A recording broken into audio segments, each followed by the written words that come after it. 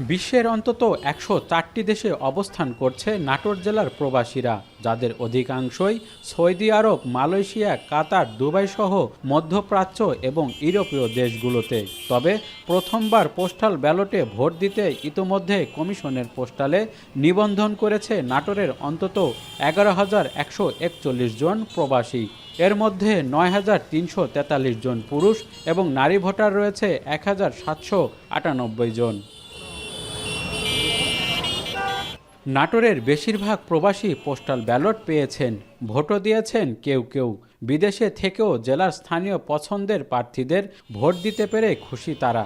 সে সাথে postal ballot যেন ঠিকমতো পৌঁছে যায় সে দাবিও প্রবাসীদের। প্রবাসের মাটিতে বসে দেশের জাতীয় সংসদ নির্বাচনে নিজেদের ভোটাধিকার প্রয়োগ করতে পারছি, এটা খুবই একটা এক্সাইটিং ফিলিংস আমাদের কাছে। আমরা মালয়েশিয়া প্রবাসী, ধন্যবাদ বাংলাদেশ নির্বাচন কমিশনকে, যে পোস্টাল ভোট বিধির মাধ্যমে আমাদেরকে ভোট প্রদান করার সুযোগ করে দিয়েছে। ভোটটা যাতে সঠিকভাবে আমরা দেই এবং সঠিকভাবে যেন পৌঁছায় গণনার মধ্যে আওতায় থাকে, এই দৃষ্টি আকর্ষণ করব সরকারের। তবে পোস্টাল ভোটে কিছু প্রতিবন্ধকতা থাকায় কতটা জনপ্রিয় করতে পারে এবারের পোস্টাল ভোট, সে প্রশ্ন থেকেই যাচ্ছে। তবে ইসির নির্দেশনা অনুযায়ী পোস্টাল ভোটের জন্য সব ধরনের প্রস্তুতি সম্পূর্ণ করেছে রিটার্নিং কর্মকর্তার কার্যালয়।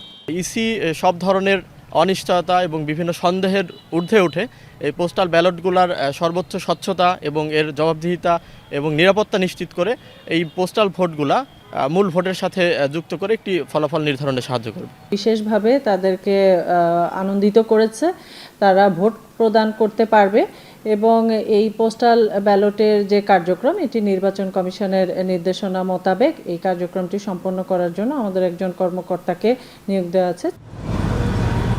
স্থানীয় প্রার্থী কিংবা তাদের কর্মীদের সরাসরি প্রবাসীদের প্রভাবিত করার সুযোগ নেই, তাই হাড্ডাহাড্ডি লড়াই এই ভোটগুলোই বিজয়ের ক্ষেত্রে হয়ে উঠতে পারে তুরুপের তাস, এমনটাই মনে করছেন নির্বাচন বিশ্লেষকরা। মাহবুব হোসেন, এখন, নাটোর। নতুন রিন গভীর থেকে পরিষ্কার করে কাপড়কে রাখে নতুনের মতো উজ্জ্বল। নতুন রিন অ্যাডভান্সড পাউডার।